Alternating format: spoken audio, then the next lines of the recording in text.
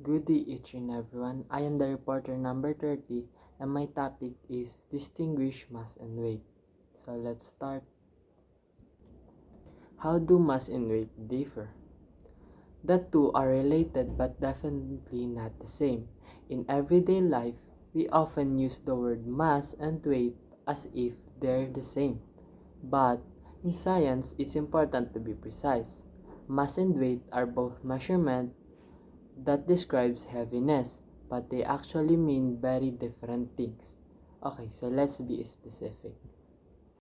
Defining mass. Mass is a measurement of the amount of matter in some object. It depends only on what type of atoms the object is made of and how many atoms there are. Mass is traditionally measured in kilogram or kg. A pineapple or a wooden baseball bat each have a mass of 1 kilogram. If you were to measure out 1 kilogram of steel and 1 kilogram of feathers, they would have the same mass, but their volumes would differ. You'd need a far bigger volume of feathers because most of the elements they're made from are lighter than those in steels. It takes more of those atoms to build up the same mass, which takes up more space. Let me show you a video. Got a question for you. What's heavier, a kilogram of steel or a kilogram of feathers? That's right, it's a kilogram of steel, because steel is heavier than feathers. What do you mean? They're both a kilogram.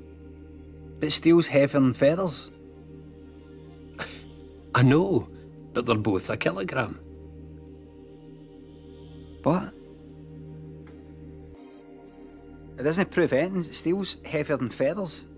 I know, but look, they're both a kilogram, right? So they're the same. I wouldn't want to look at the size of this. That's cheating. No, they're the same no, weight. it's a kilogram. But steel's heavier than feathers. Paul gonna tell them? They're right. They're both a kilogram. Oh no, you are not. What is it you don't get? I'm joking. Are you alright? I don't get it. It's Hey, alright. don't worry about it. Get it. So, as you can see in the video, the feather need a far bigger volume of feathers because most of the elements they're made from are lighter than those in steel. So let's move on. People in United States rarely describe object using kilogram in daily life. Scientists and doctors use this term because it is the standard unit of mass in the metric system. A standard unit is a definition that all scientists agree on. You can change an object mass by removing some of its part. When you take books out of your backpack at the end of the school day, you decrease the backpack's mass. Mass can also change by adding more matter. When a child grows, their body is building longer bones and bigger organs. The child mass will increase because they are transforming food energy into matter for their body. It's important to note that mass doesn't change by varying its shape, location, or size. Your body mass is the same when you're curled up on the sofa or when you stretch as high as you can. And it's the same when you're at home or at the beach or at the school. But your mass is a little bit more after you've eaten breakfast compared with when you first wake up in the morning. Mass is a fundamental measurement of how much matter an object contains. And for example, as you can see at the left side of your screen, astronaut John Young bounded across the lunar surface during the Apollo 16 mission in April 1972. His spacesuit more than doubled Young's mass. The moon's gravity is so weak, however, that he could still jump easily. So next is weight. Weight is a measurement of gravitational force on an object. It only depends on object's mass but also on its location. Therefore, Weight is actually a measurement of force. In United States, most people measure weight in pounds. Let's say that your body has a mass of 40 kilograms. Your mass is 40 kilograms on Earth, on the Moon, on Jupiter, and even floating inside the International Space Station. Your mass is 40 kilograms no matter where you are, but your weight differs from place to place because of differences in how hard gravity at each site pulls on you. On Earth's surface, 1 kilogram of mass is equivalent to 2.2 pounds of weight. So your 40 kilogram mass on Earth would weigh 40 times 2.2 or 88 pounds. Mass and weight are proportional. As the mass of something rises or falls, its weight will change in the same way. And if the gravitational force on something rises or falls, its weight will also. In short, the mass of something rarely changes, but there are multiple ways its weight can change. The gravity you'd feel on the surface of a planet depends on its density. We say that Earth has the gravitational force of 1 g.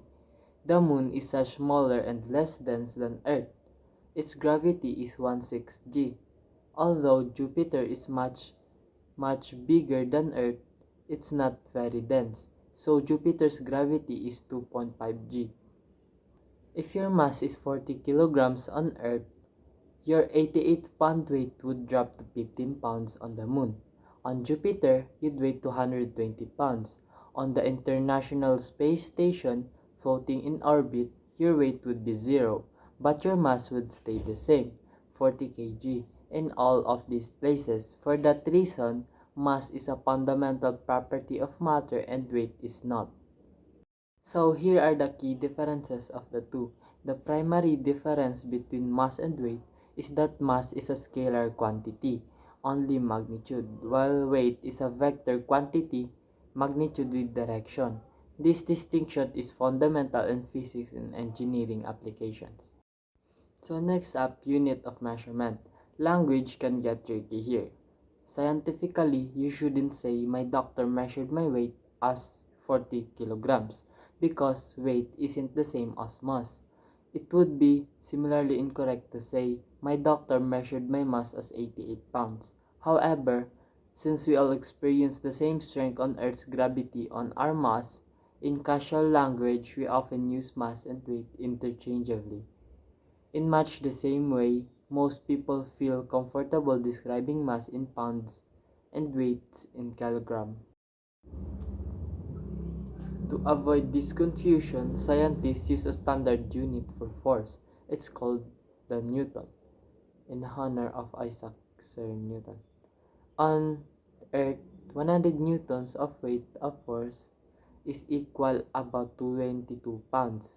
This is measure of how hard Earth's gravity falls on a mass of about 10 kilograms. Mass in everyday life. In everyday context, mass is often perceived as the quantity of material in an object. For instance, a bag of flour has a specific mass, which does not change regardless of where it is located. Weight in everyday life. Weight is experienced in daily activities such as lifting objects. For example, a person weighs less on the Moon than on Earth due to the lower gravitational pull, illustrating how weight can change with location. Application in science. Understanding the distinction between mass and weight is crucial in physics, especially in calculations involving force, acceleration, and momentum. These principles are foundational in both theoretical and applied science. So here we have a real-world example. Rocket launches offer an interesting example of how mass and weight relate. At launch, the rocket is full of fuel, so its mass is greatest. At Earth's surface, it also feels the maximum pull of gravity, so its weight is the heaviest.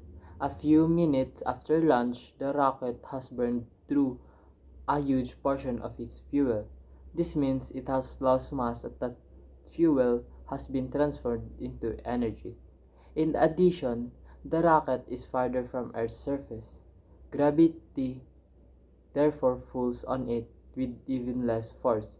Both the rocket's mass and its weight have dropped.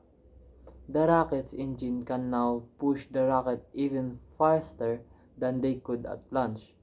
Next time you watch a rocket launch, notice how huge those launch engines are. So common misconception about weight and mass.